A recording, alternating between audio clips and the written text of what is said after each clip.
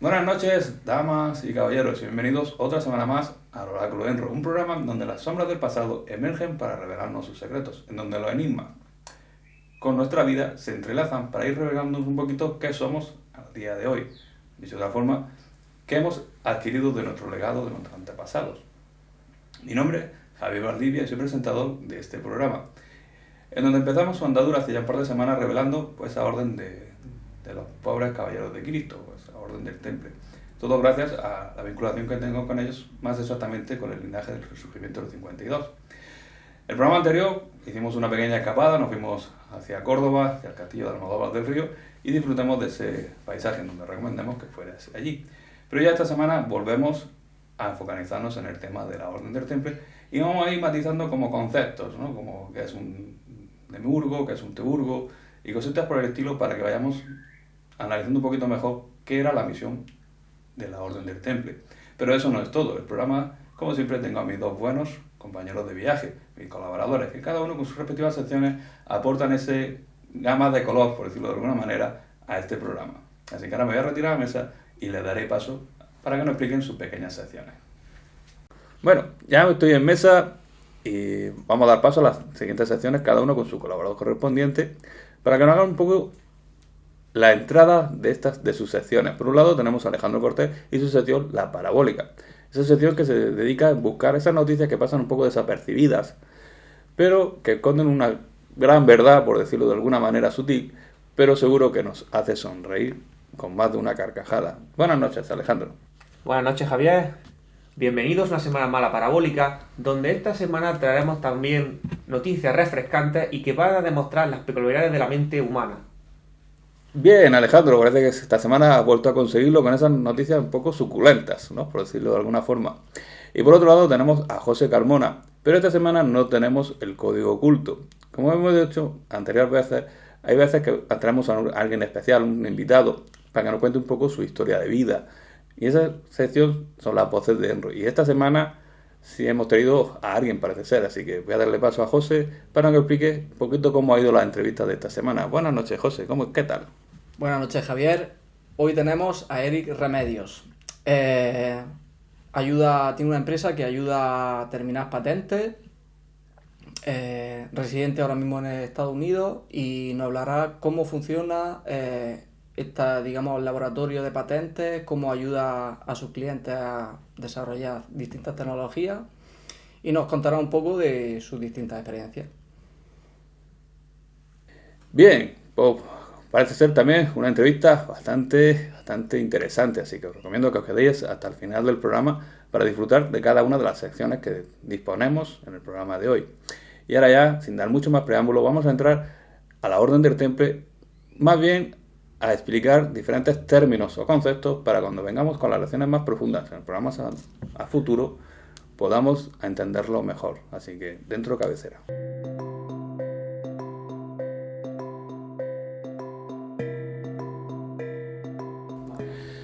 Bien, comenzamos la sección de los orígenes de la Orden del Temple. Como he ido avanzando las semanas anteriores, excepto el programa anterior que fue cuando estuvimos en Castillo, hemos ido revelando un poquito cómo se fue formando la Orden del Temple, ¿no? Como esos pequeños nuevos por soldados de Cristo, que no me salía la palabra, perdonad, llegaron a Jerusalén, se formó la Orden, con esos manuscritos que fueron descubriendo, cómo Bernardo de Claraval influyó directamente en la Orden, escribiendo la doctrina, y también hicimos mención ya de las discretas, las mujeres dentro de la Orden del Temple, que mucha gente pensaba que la Orden del Temple solo y exclusivamente era de hombres, y no es así. Pero ahora vamos a ir avanzando un poco lo que es la doctrina interna o la misión esotérica, la que es interna, la privada. Pero para poder entender bien, cuando hablemos de este tipo de explicaciones, hay que entender conceptos sueltos o palabras sueltas que vamos a utilizar en programas futuros. Empezamos por matizando que la Orden de los Caballeros de Cristo, cuando hacemos referencia a ese término, no nos referimos a Jesús, porque nosotros, por desgracia, que tenemos influencia católica, casi en gran parte del mundo, pensamos que Cristo es Jesús o Jesucristo, y no es así. Jesús es un ser independiente y el Cristo es una energía divina, una eclesión de una fuerza cósmica. Para decirlo mejor dicho, sería como realmente el Hijo de Dios, ¿no? Sería el Cristo. Durante Jesús, cuando tuvo su periodo aquí en la tierra, sí se unió en una etapa de su vida al Cristo. Entonces de ahí viene el término de Jesucristo, pero realmente la palabra sería Jesús el Cristo. ¿Por qué? Si hiciéramos una imagen así, tirando un poco de imaginación, tenemos que dentro de la negrura, es decir, del universo, lo más recóndito del universo, no hay luz, sería lo que es la densidad más oscura, ¿no? Eso sería la representación de Dios. Como estuvimos hablando de Tajá, que es el elemento fuego, que es el pensamiento, la imagen, la creación, ¿no? Es decir, tenemos un pensamiento de crear algo. Pues eso sería Dios, dentro de esa negrura. Necesitamos el vientre materno para darle forma a esa idea. Entonces hablaríamos como de la esfera o del círculo materno, del vientre materno. Necesitamos la representación de esa energía femenina de Dios. Y dentro, que sería esa luz dorada, pues dorada es como una especie de blanco nuclear bastante denso, ahí es donde germinaría la esencia de Cristo, que sería el Hijo. De hecho, de otra manera, el Hijo sería como el demimurgo, es decir, el creador de la materia. Todo surge de un pensamiento. Ese pensamiento se rige por el Cristo, que es el que le da forma al plano material. Es decir, nosotros, todos nosotros, tanto la sociedad como la tierra, como todo lo que está en ello, surge de Cristo. Todos tenemos una parte de Cristo en nuestro ser, ¿no? Que sería el demimurgo. El tema está cuando la Iglesia Católica interpuso todo, matizó que el demimurgo es alguien maligno, algo malo, algo caótico, ¿no? Y no es así. Esto también pasa con la palabra hereje. Cuando hablamos de hereje, la gente se echa la mano, es que es un hereje, porque blasfema, dice cosas contrarias, ¿no? Realmente el hereje era una persona libre de pensamiento que pensaba cosas totalmente distintas a los demás, pero no por ello quería decir que fuera una mala persona. Entonces los templarios ya tenían su fecha creada, es decir, Cristo creó la Orden del Temple con ese propósito, es decir, para modificar o empezar a cultivar a la sociedad para ese desarrollo. Hablando de esto, hablaríamos de ese tiempo, ¿no? Hablamos de esa energía cósmica que se transforma en tema material. ¿Qué es lo que pasa? Que una vez que pasamos al plano material, por desgracia, descendemos. Hacemos una caída libre, ¿no? Vamos por abajo. Porque entramos ya en los vicios, las tentaciones, Entonces, la Orden del Temple intentó ya crear a una escala menor ser demimurgos, pero se quedaron como el precio del camino, llegaron a ser teurgos, que hablaremos también. He hecho mención de esta palabra alguna que otra vez. Los teurgos son los que mezclaban la religión o la fe cristiana, o la fe en general, con el término de la magia. Unía las dos cosas para hacer una evocación de entidades divinas. Y trabajaban con esas energías para intentar trabajar con el Cristo y acondicionar la tierra para una serie de modificaciones en este plano. ¿Qué pasa? Que todo esto tiene su proceso, tiene su periodo. Entonces la Orden del Temple tuvo ese trabajo, esa faena, por decirlo de alguna manera, pero costosa. Por eso ahí vamos a empezar ahí ya entendiendo los términos, ¿no? Por un lado tenemos que la orden se rige a Cristo, esa energía cósmica, pero los patrones de la orden sí es la Virgen María, como he dicho al mención de ellas, y el maestro de armas, por decirlo de alguna manera, era Jesús, o Yeshua, que sería, mejor dicho, su pronunciación de nombre. Eso sí, sus patrones son ellos, y son la representación que tienen en el plano físico, pero se rigen a esa energía cósmica, trabajando de esta forma. Bien, dicho de una manera, al modo resumen, para que nos entendamos un poquito más cuando hablamos de Cristo y de Demiurgo, si hablamos de que Cristo es como la esencia divina, pues el Demiurgo sería el plano material, la materia. Si hablamos de Cristo como el espacio, no, como el Cristo como el espíritu, perdonad, el Demiurgo sería el espacio. Es decir, el Demiurgo es como la representación del plano. Y el Cristo es como la energía que le da vida o le da forma antes de que llegue al plano físico. Es como los escultores, para que me entendáis mejor. Cuando un escultor tiene la idea de una imagen que quiere tallar en madera, pues la imagen de la mente sería el Cristo, y cuando la talla en madera, dándole esa forma, sería el Demiurgo. ¿Bien?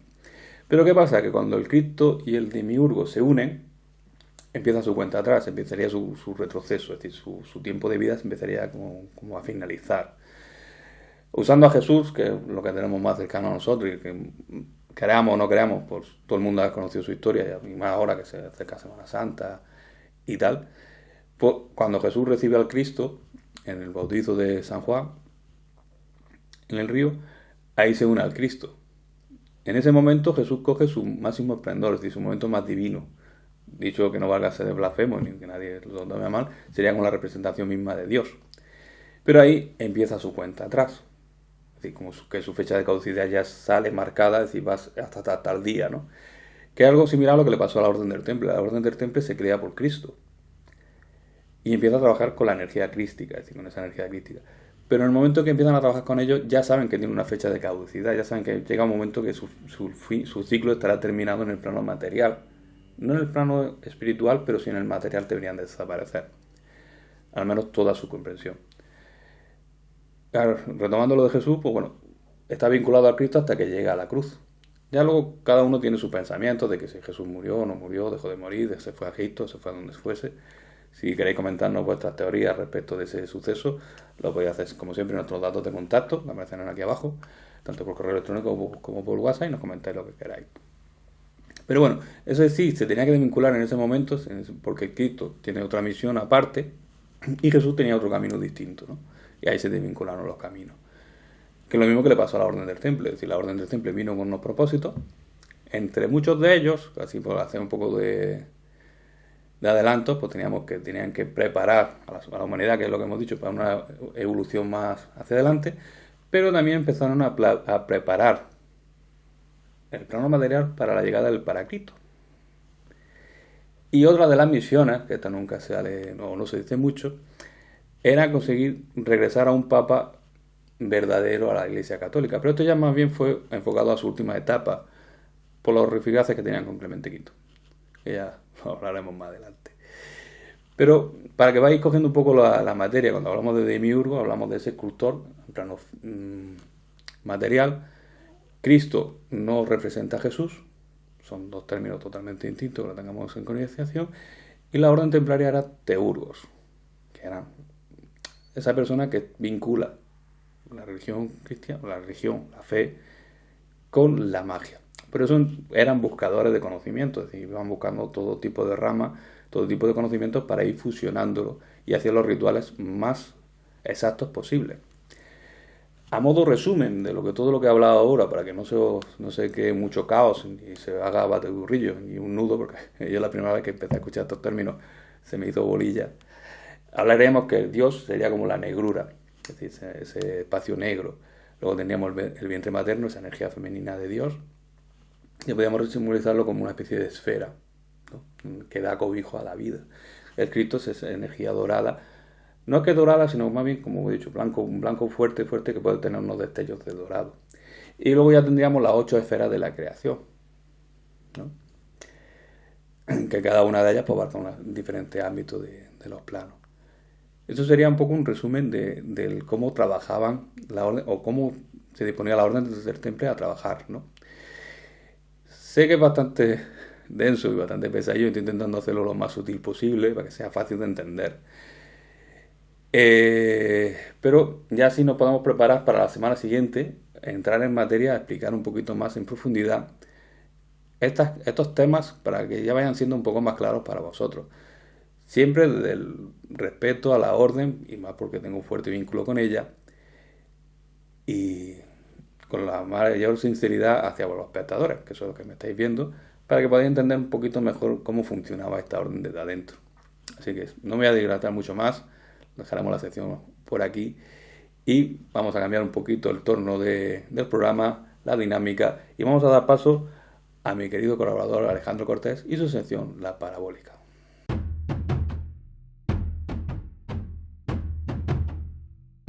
Comenzamos la parabólica con la primera noticia, en la que una empresa estadounidense quiso tomar carta en el asunto y solucionar los conflictos laborales, ya que en el día a día se tiraba más tiempo discutiendo los compañeros y compañeras que trabajando. Entonces, quisieron evitar todos esos trámites de recursos humanos y solucionar el problema. ¿Cómo solucionaréis vosotros estos problemas de conflictos laborales sin alcohol de por medio, sin cervezas, claro? ¿Qué propondéis vosotros? Suele haber encargados y eso no coordinadores. Eso no funciona. Eso no funciona. Todo robotizado. Todo robo. A ver. A la puta que hay todo el mundo y robos por todos lados. Claro, automatización hay cada día más con la inteligencia artificial y bueno, los robots que han existido de siempre. De toda la vida la cerveza con los compañeros, pero eso es después del trabajo, ya que son momentos de trabajo en que esas discusiones con el bebercio pues pueden aumentar. Pero bueno, esta empresa estadounidense, pues ¿qué hizo? Pues puso un ring de boxeo para que entre empleados pues se peguen una paliza y se lo solucionen. Pero con un incentivo, el ganador de la pelea obtendrá 2 días libres, con el que está asegurado los combates. ¿Vosotros que os incentiva esta medida? No es mala, pero hay gente que va a querer estar más en el ring para ganarse los días libres que trabajando. Yo no digo nada, pero yo estoy ya preparado. Que se preparen mis compañeros. Bueno, esas cosas. Te metes al ring. Bueno, y ahora nuestra segunda noticia. Seguimos en Estados Unidos, claro, antes de los aranceles pues vamos a sacar ahí las noticias para no tener que aumentar el pago. Vamos a hablar de osos. ¿Qué ha podido pasar en Estados Unidos con los osos? ¿Qué problemas hay con los osos? Hay un montón de osos en California, yo sé que hay. He podido... estado en California y he escuchado de gente que ha tenido problemas haciendo camping y así, que le entra un oso y le roba que te robe la comida es lo mejor que te pueda pasar. El oso yogi. Pues sí, el oso yogi existe, en California sí. Pero estos osos se dedicaban a robar coches de lujo. Buenísimo. ¿Cómo creéis que puede un oso robar un coche de lujo? Por poder se puede. Tú vas detrás al oso y el oso lo hace lo que sea. Claro, pero estos osos, luego la policía, viendo las grabaciones, veían que andaban de manera vacilona. Y ya empezaron a sospechar. Osos mafiosos. Que tienen que entrar en el papel. ¿Tú no has visto la de Canta? Llevarían gafas de sol y así, ¿no? ¿Vieron? Andares raros, sí, vacilones.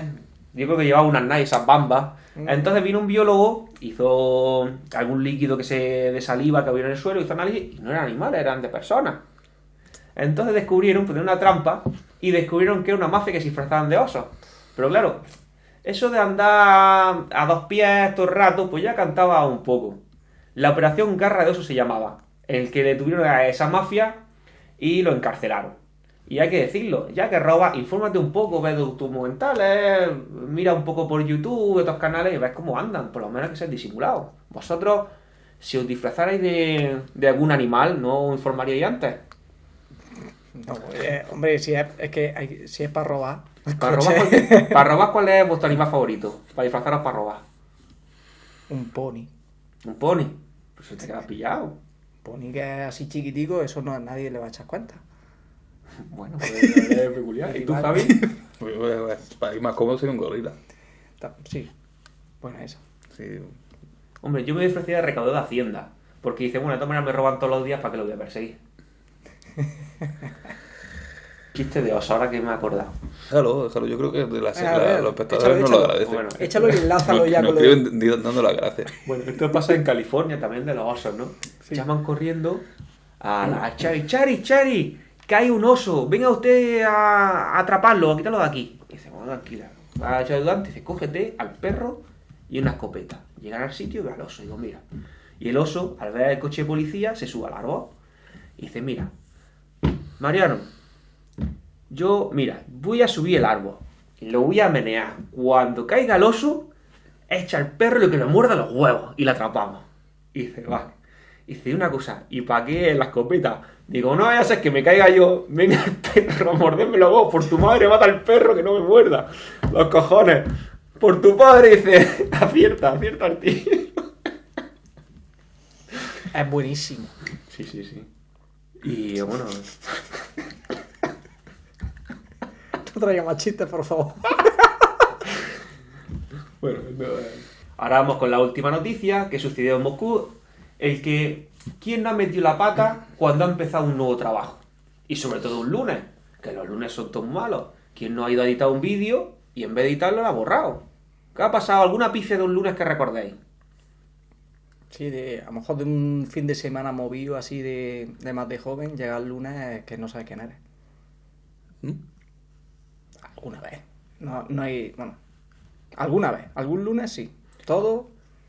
A mí me ha pasado que le digo a mis compañeros de oficina, digo, mira, a partir de las 11, empiezo a las 8 de la mañana, preguntarme cosas porque es que no sé dónde estoy. Ahora mismo la mente está en otro sitio. A partir de las 11 ya empieza a llamarme para cosas de materiales y dudas. Así que cada uno. ¿Y tú, Javier?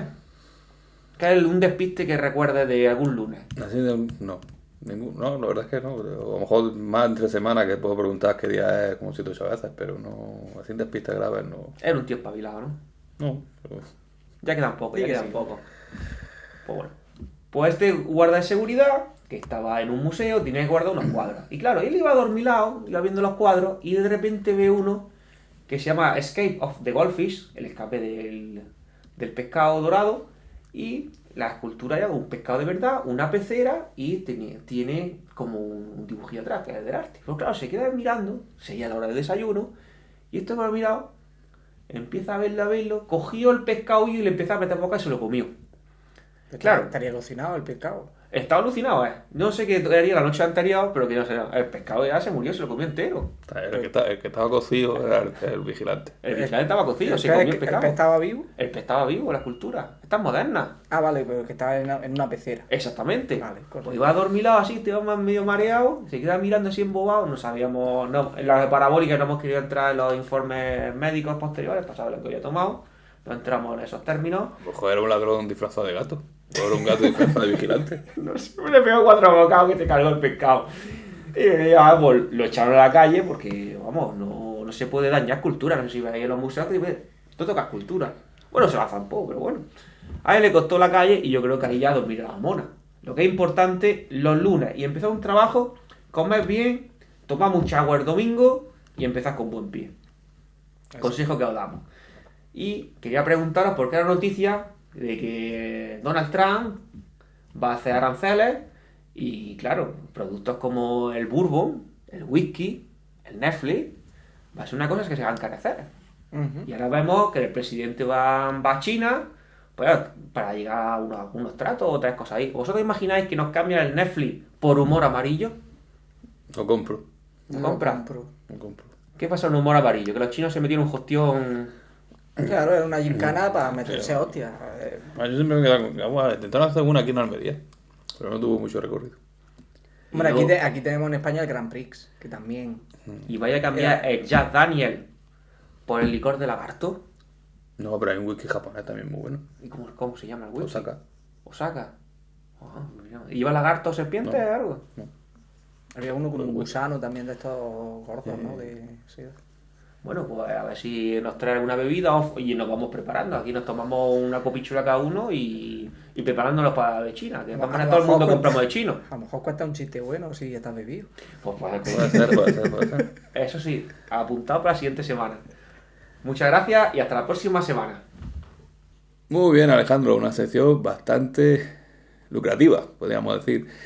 Y vamos a intentar plantear la posibilidad de montar ring por diferentes empresas, que yo creo que más de una lo agradecerá. Ahora vamos a hacer una pequeña pausa para ir a publicidad y al regreso iremos directamente a las voces de Enro. Así que no se muevan, que enseguida volvemos. Paintball Supervivientes, una emocionante actividad tanto para niños como para adultos, ya que tienen 2 modalidades de paintball, paintball para adultos y paintball junior. A partir de 7 años y para familias, disfruta de la naturaleza, del ocio, de la diversión y descarga adrenalina a raudales.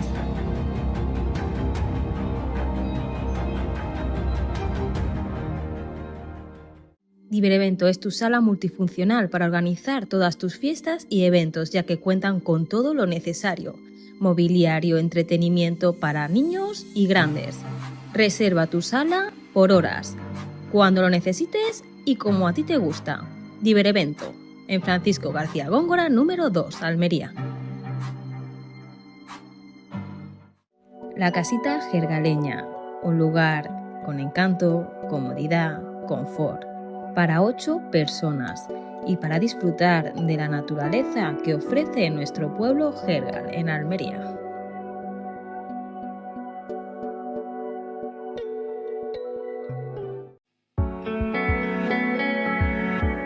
¿Te sientes abrumado por el estrés, la ansiedad o la tristeza? En Psicoalmería entendemos lo importante que es tu bienestar y el de las personas que te importan. Somos un centro de psicología clínica en Almería, especializado en el tratamiento de la ansiedad, depresión, estrés, autoestima, duelo, adicciones y mucho más. En Psicoalmería, nuestros psicólogos trabajan contigo de forma personalizada, adaptándose siempre a tus circunstancias y metas personales. No estarás solo o sola en tu proceso, ya que contarás con el respaldo de un equipo de profesionales comprometidos con tu avance. Contamos con los psicólogos especialistas más recomendados de Almería, según los últimos estudios de la revista prestigiosa Psicología y Mente y otras de ámbito científico y psicológico. Ofrecemos terapias presenciales en Carretera de Ronda 202 y también online, para que puedas empezar tu camino hacia el bienestar emocional desde donde te sientas más cómodo o cómoda. En Psicoalmería somos especialistas en psicología para adultos y también para infanto-juvenil, es decir, niños y adolescentes, además de terapias de pareja, terapias de familia y terapias de grupo. Además, contamos con formación especializada para realizar la técnica de hipnosis clínica, ofreciendo resultados muy eficaces. Psicoalmería es tu centro de psicología clínica. Psicoalmería es tu mejor compañía cuando quieres empezar.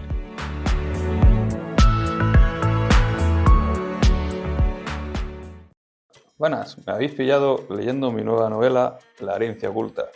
Una novela donde se engloba la historia, la ficción, donde la vida de Ethan se entremezcla con el legado pasado de su abuelo. Si queréis disfrutar de una buena novela, no dudéis en adquirirla. Podéis comprarla en el comercio, en el oráculo de Enro, situado en Carretera Ronda 202 o en nuestra página web, laherenciaoculta.com.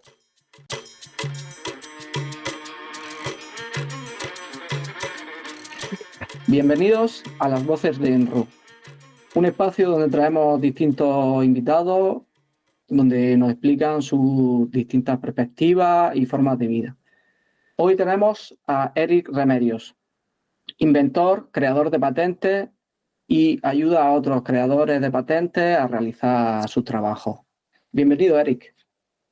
Pues bien, muchas gracias, José, por tu invitación y por supuesto estaremos encantados de compartir nuestras experiencias con vuestro público. Gracias. Tengo muchas preguntas, solo tenemos unos pocos minutos para Eric, pero bueno, es muy original tener a un inventor hoy en día porque en mis círculos sociales o preguntando a gente yo no tengo inventores alrededor o alguien que desarrolle patentes. Por lo tanto, puede ser una entrevista muy interesante.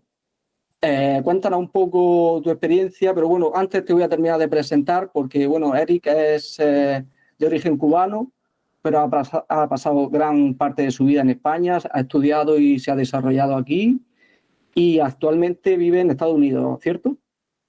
Absolutamente, es así. O sea, por supuesto que mis orígenes son de Cuba y tuve una parte importante de mi formación que pude complementar en España y toda mi carrera profesional en el mundo de la inversión privada y en el mundo del desarrollo de productos innovadores ha sido 100% en España, excepto los últimos 24 meses que he tenido oportunidad de traer nuestra empresa española a Estados Unidos y bueno, aquí en estos 2 años ya con algunos clientes, con algunos inventores a los que estamos desarrollando y fabricando sus productos ya a punto de lanzar al mercado.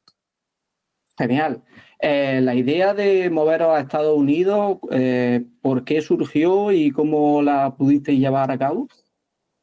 Bueno, la realidad es, lo primero, José, nosotros no somos inventores, nosotros desarrollamos inventos de terceros. O sea, nosotros aceptamos, recibimos en nuestro laboratorio, tenemos un laboratorio en Madrid, en San Sebastián de los Reyes, un laboratorio de creación y fabricación de ideas, patentes en cualquier estado y las convertimos en realidad. Ahora lo que hemos hecho es, desde España hemos comprado una empresa orientada al mundo de la electrónica, del desarrollo de AI, de productos con inteligencia artificial por detrás, lo hemos comprado, o sea, nos expandimos comprando una pequeña empresa en Miami dedicada al mundo de la electrónica y hemos metido nuestra estructura y hemos integrado esta capacidad de electrónica y desarrollo de funciones inteligentes a productos electrónicos, la hemos incorporado como capacidad en nuestro laboratorio de España y hoy mantenemos los 2 laboratorios totalmente en paralelo. Desarrollamos cualquier tipo de producto, pero es cierto que cada vez el mercado nos empuja más hacia el desarrollo de productos electrónicos con cierta capa de inteligencia, y de ahí nuestra estrategia de adquisición de un laboratorio en Estados Unidos, además de, por supuesto, lo que representa el mercado americano, ¿no? Para una estructura como la nuestra totalmente orientada a la innovación, ¿no? Genial. Entonces, por lo que me dices, pese a que os habéis movido a Estados Unidos, vuestro laboratorio aquí en España sigue funcionando y lo que has dicho, estáis paralelamente. Ya que has mencionado la inteligencia artificial, hoy en día hay incluso un poco de temor por la población hacia estas tecnologías. Hay muchos rumores por internet, mucha gente suponiendo cosas. Desde tu perspectiva, que creas patentes y trabajas con ellas directamente, ¿qué nos puedes comentar sobre la inteligencia artificial? Si la ves tan peligrosa o si realmente es una herramienta más. Vamos a ver, yo, por supuesto, tengo una opinión personal de ello, y luego hay una opinión compartida, ¿no? Y conozco efectivamente la opinión compartida. Pero lo cierto es que lo cierto desde mi punto de vista es que alrededor de la inteligencia artificial hay una especie de circo, y ahora todos los emprendedores, todas las empresas que tienen algo de innovación, hablan de inteligencia artificial como una capacidad totalmente adquirida. Según mi experiencia, no es tan así. O sea, hoy le ponemos apellido de inteligencia artificial a casi toda solución innovadora, y es más por moda que otra cosa. Es cierto que la inteligencia artificial tiene un desarrollo enorme. Es cierto que el crecimiento de la inteligencia artificial como solución, como herramienta, es brutal, así como su aplicación inmediata en diferentes industrias. Nosotros la estamos utilizando para el deporte, para que deportistas del mundo del pádel, por ejemplo, que es una solución que pronto saldrá al mercado, o en la industria médica, puedan diagnosticar de forma objetiva, que es un complemento. O sea, hemos desarrollado herramientas complementarias a la medicina tradicional, por supuesto, para que los médicos puedan contar con una información cuantitativa sobre el comportamiento biomecánico de un individuo y tomar decisiones de rehabilitación, por ejemplo, en función de los datos objetivos que han sido capaces de obtener. Por tanto, el desarrollo, la proliferación, la democratización de modelos de inteligencia artificial, en la mayoría de los casos son complementos a decisiones humanas que efectivamente van a ser más efectivas en menos tiempo, y por tanto también más eficientes o apoyadas en inteligencia artificial, que va de alguna manera a sustituir algunos puestos de trabajo, que es un poco la gran incertidumbre, el gran miedo. Oye, yo creo que sí, que hay puestos de trabajo que efectivamente no aportan demasiado valor, y por tanto se van a ver afectados, pero lo que hay es que ser rápidos en la formación de esas personas, en la transformación de esos perfiles, y formarles para que efectivamente puedan aprovechar y utilizar como complemento la inteligencia artificial y poner en valor lo que realmente tienen como inteligencia humana, ¿no? Complementada con la inteligencia artificial. Yo creo que al final es una carrera que, por supuesto, va a tener un complemento de velocidad importante por cómo crece la inteligencia artificial, pero oye, estamos a tiempo, es el momento de transformarnos y mirar no solamente los riesgos, sino también los grandes beneficios, que creo que son mucho más que los riesgos que estamos evidenciando el día a día. Está el miedo hacia la inteligencia artificial quizá un poco inflado. Es una tecnología muy nueva y quizá suene un poco futurista, pero es el presente. Así Totalmente, que... y además no están, o sea, nos han vendido que es algo nuevo, es un descubrimiento del 2024. Realmente no es así. La inteligencia artificial lleva mucho tiempo en proceso de maduración. Es cierto que soluciones ya que podemos tocar todos han salido en los últimos años, y por tanto lo vemos como un fenómeno democratizado ahora, pero realmente ya se lleva mucho tiempo trabajando con inteligencia artificial. De hecho, ahí mismo en Armería nosotros hemos trabajado en proyectos de inteligencia artificial en el año 2012, 2013, vinculados a la propia universidad, con profesores de la universidad, con temas de precisamente biomecánica, rehabilitación de pacientes que han sufrido ictus, y esto lo hemos hecho con modelos de machine learning que desde ese momento, por supuesto, ya estaban totalmente disponibles, y hemos podido trabajar con ellos sin ningún problema desde hace muchos años, y no había tanta algarabía alrededor de este tipo de No era tan modelos. popular hace unos años. Era más raro verlo, sin duda. Vale, pues coméntanos un poco de tu empresa, ya que has mencionado que ayudáis a inventores y a desarrolladores a llevar, digamos, su producto a la práctica. ¿Cuál es el nombre de vuestra empresa y qué es lo que tiene que buscar un cliente? Por ejemplo, si yo quiero patentar algo o quiero inventar algo, ¿cuál es el proceso de acceder a vosotros y la mecánica de trabajo con vosotros? O sea, has puesto la chincheta justo en puntos de muchísimo dolor, ¿no? Ya en tu pregunta viene cargada de puntos de dolor. Vamos a ver, nuestra empresa lo primero se llama San Juan Ingenieros SL en España, ese es el nombre de la mercantil, pero imagínate llegar a Estados Unidos con el paraguas, ¿no? De un branding alrededor de San Juan Ingenieros. No suena demasiado tecnológico, ¿no?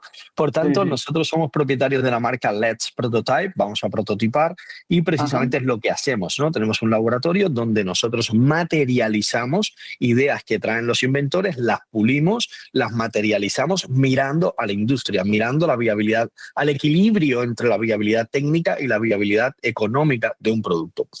Decía que has puesto la chincheta, has señalado puntos de demasiado dolor porque en España, y esto sí es un fenómeno que debemos señalar que es algo que se produce más en España que en Estados Unidos, según nuestra experiencia, pero en España toda persona que tiene una idea, toda empresa que quiera lanzar un nuevo producto al mercado, tiene una obsesión absolutamente extraordinaria por patentar cuanto antes, ¿no? Esa política de tengo una gran idea, mi idea es valiosa y lo que quiero es vender mi idea para vivir en el Caribe con un mojito y vivir de la rentabilidad de lo que he inventado. Es como el sueño, podemos decir que es el sueño español, ¿no? Y oye, eso está muy lejos de la realidad. Eso es una película de Walt Disney para realmente rentabilizar, ¿no? Algo que hemos pensado, lleva mucho sacrificio en el camino, lleva mucho esfuerzo, es un proceso, son pequeños pasos, lleva inversión y por tanto ni es para todos, ni la patente viene a solventarnos todos esos pasos. Por tanto, José, es importante transmitir e insistir en el mensaje de que en España tenemos un auténtico cementerio de patentes. Más del 90% de las personas particulares que patentan lo que han pensado lo hacen antes de tiempo y por tanto están condenando esta idea al fracaso. Eso es algo en lo que debemos insistir porque patentar es precisamente hacer público lo que hemos descubierto, lo que hemos inventado. ¿Qué pasa? Que los asesores de propiedad intelectual en España lastimosamente pasan a patente o recomiendan proteger mediante diferentes métodos ideas que ni siquiera se han demostrado que efectivamente son viables, que en algunos casos contradicen los principios de la física y en otros casos, pues oye, no se ha explorado lo suficiente, no se ha madurado esa idea para convertirla en un producto que tenga visos de ser viable económicamente. Por tanto, lo que están haciendo es compartiendo en Internet, en los registros públicos de patente, ideas en etapas absolutamente inmaduras donde no debían haberse patentado, para dar ideas a otros que sí tienen los conocimientos, los procedimientos y además los recursos para mejorarlo y sacarlo adelante sin contar con sus verdaderos inventores. Por tanto, desde nuestro humilde granito de arena, ¿no? Es insistir en el mensaje de no patentar antes de tiempo, no tirar el dinero. No vas a vivir en el Caribe con un mojito porque tuviste una buena idea. Detrás de eso tiene que haber esfuerzo, tiene que haber sacrificio y por tanto hay inversión también. Por tanto, ese mensaje, ¿no? De Walt Disney de venga, esto es fácil, patentamos y vamos a vivir en el Caribe. A mi juicio, y lo que defendemos como mensaje al unísono en Let's Prototype es que es un auténtico disparate que debemos erradicar absolutamente esa emoción por ir a patentar, eso debemos erradicarlo porque no conduce a un buen camino y el cementerio de patentes que tenemos en España es una muestra de ello. Vale, quizás entonces este tipo de patentes inmaduras quizás esté bloqueando otras patentes más maduras que sean similares y haya una especie de conflicto, ¿o por qué reclamas tanto esta inmadurez de las patentes? Ok, yo no señalo tanto el que se estén generando antecedentes de inventos sin haberse demostrado. Yo creo que el problema realmente aquí lo sufre el propio inventor. Es quien más sufre eso. Porque lo primero, el inventor, por desconocimiento, cree que ya patentando una idea ha protegido algo todopoderoso, pero es todo lo contrario. O sea, cuando patentas algo dentro de una memoria, dentro de una descripción de una patente, hay un apartado pequeño que son las reivindicaciones de innovación.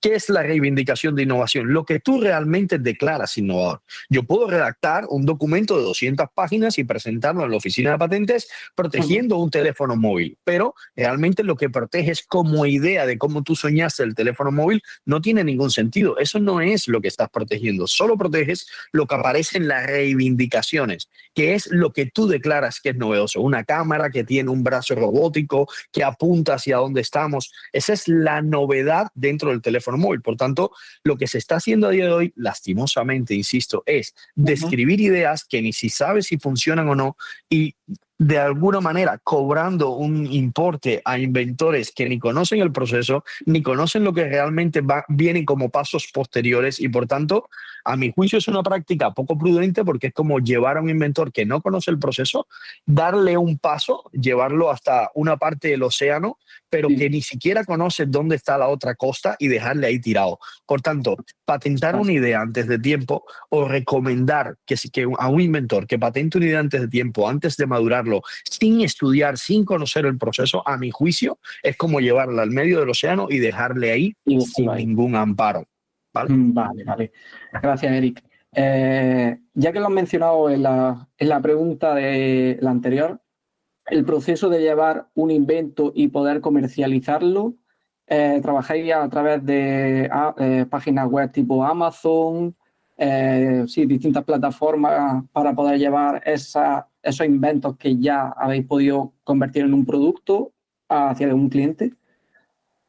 Sí, nosotros, bueno, ya hemos pasado por el camino varias veces. Cuando hablo del camino hemos madurado ideas junto a inventores, hemos fabricado prototipos junto a inventores, hemos fabricado preseries, que son un número de unidades muy concretas para demostrar en el mercado que la idea funciona realmente, y luego hemos llevado estos prototipos ya replicados y demostrados que funcionan comercialmente a la industria para hacer más producción, para fabricar en serie y poder comercializarlo. Es cierto que todo lo que tiene que ver con la estrategia de comercialización, con la incorporación de estos productos en un marketplace como Amazon, como Walmart en Estados Unidos y demás, lo hacemos a través de partners que trabajan con Let's Prototype en este apartado. Nosotros, en lo que realmente dedicamos nuestros esfuerzos, en lo que realmente consideramos somos competitivos, es en el diseño, en el desarrollo de los productos, en materializar las patentes, en diseñar estrategias de protección de propiedad intelectual que realmente aporten un valor y dejen una ventana de poder rentabilizar esos métodos o esas inversiones, y luego a partir de ahí acompañar al inventor en el mass production. Pero es cierto que en la parte de comercializar nosotros no somos expertos, y por tanto nos apoyamos en quienes sí lo son. Ahora, la retirada hacia Estados Unidos, la apertura hacia Estados Unidos, porque no ha sido una retirada, nos mantenemos en España muy activos, de hecho más que nunca, ha sido sorpresivamente para nosotros una muy buena oportunidad para los inventores a su vez. ¿Por qué?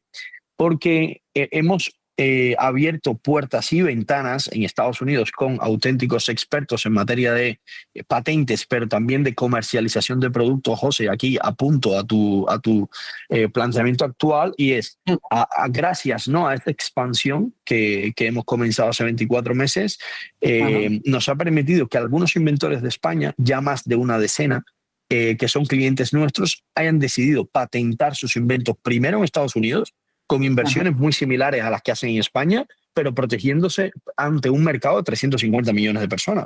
Luego han diseñado y desarrollado productos en nuestros laboratorios de Estados Unidos, por tanto son productos desarrollados y fabricados en Estados Unidos, que ahora con tema aranceles parece que esto cobra gran importancia. Y por otra parte, hemos conseguido conectarlos con auténticos expertos en materia de comercialización en Amazon, pero Amazon Estados Unidos, en Walmart dentro de Estados Unidos, en la plataforma online, y en otros marketplaces que sin duda alguna maximizan la posibilidad de venta de productos de estos inventores españoles. Perfecto, Eric. Pues muchas gracias por la respuesta y por la entrevista. Animamos al público, si alguien tiene una gran idea y cree que puede llevarla a un desarrollo final y comercializarla, contactar con Eric. Y hasta aquí las voces de Enro. Volvemos a dar paso a Javier y nos vemos pronto, Eric.